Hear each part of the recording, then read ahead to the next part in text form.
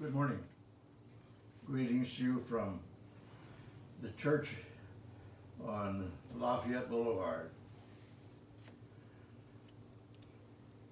This reading from the Old Testament for this day in the Common Lectionary is from the 42nd chapter of Isaiah, just 7 verses, 14 through 21. For a long time I have kept silent. I have been quiet and held myself back. But now, like a woman in childbirth, I cry out. I gasp and pant. I will lay waste to the mountains and the hills and dry up all their vegetation. I will turn rivers into islands and dry up the pools. I will lead the blind by the ways they have not known, and along unfamiliar paths I will guide them. I will turn the darkness into light before them and make the rough places smooth. These are the things I will do. I will not forsake them. But those who trust in idols, who say to images, "You are our gods," will be turned back in utter shame. Hear, you deaf, look, you blind, and see. Who is blind but my servant, and deaf like the messenger I send? Who is blind like the one who is in covenant with me, blind like the servant of the Lord? You have seen many things, but you pay no attention. Your ears are open, but you do not listen. It pleased the Lord, for the sake of his righteousness, to make his law great and glorious. Might add that Isaiah is speaking to a rebellious nation.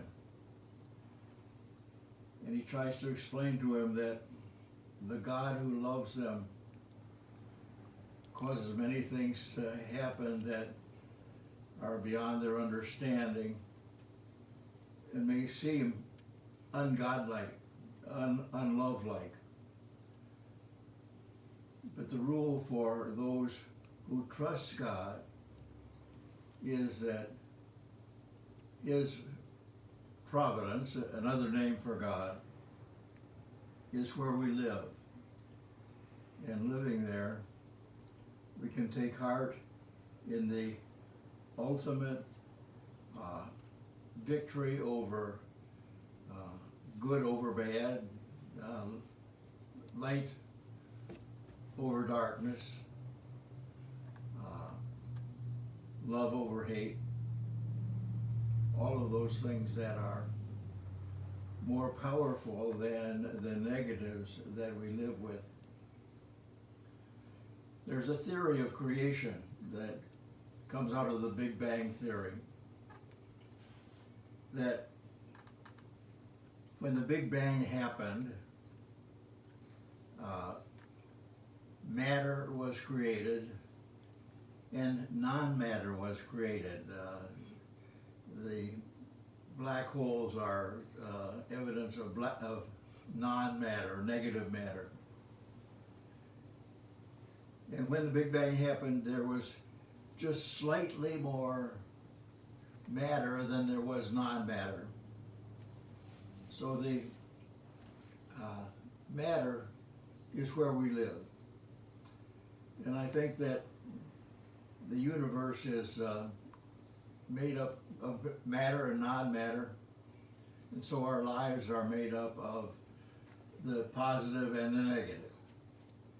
And we live in the positive and the negative with the assurance that the positive will overcome the negative. Sometimes it takes time, but I live in the faith that that is what will happen. The prayer for the fourth week of Lent is this prayer. We ask God to fill you with knowledge of his will, through all knowledge and understanding that the Spirit gives us, so that you may live a life worthy of the Lord and please him in every way, bearing fruit to every good work, growing in the knowledge of God, being strengthened with the power according to his glorious might, so that you have met great endurance and patience, and giving joyful thanks to the Father who has qualified you to share in the inheritance of his holy people in the kingdom of light. Amen.